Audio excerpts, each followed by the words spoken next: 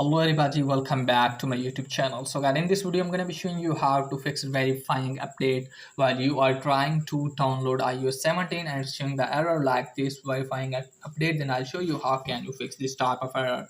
First of all guys, you have to close this page, and after that guys, what you need to do is just simply you have to open settings. Now from here guys, you have to scroll it down, then tap on general.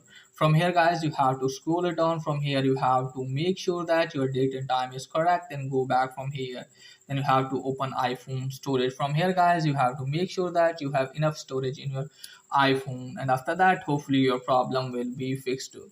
And once it's there guys, then what you need to do guys, just simply you have to tap on Wi-Fi and make sure that you have strong enough connection with Wi-Fi. If you don't have, just simply have to forget the network and try to rejoin it.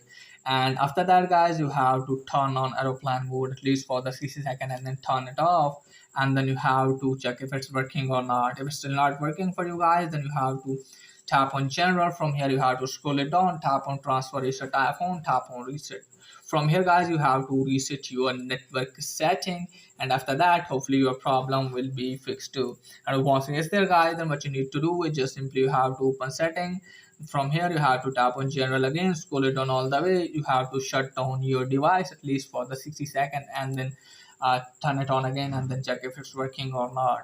If it's still not working for you guys, then you have to open settings again, and after that you have to scroll it down, then tap on general. From here guys, what you need to do is just simply you have to tap on iPhone storage. From here you have to locate for the iOS update and you have to delete that update. And after deleting the update guys, just simply you have to open Safari browser and just simply have to search for betaprofiles.tab. So search for betaprofile.tab.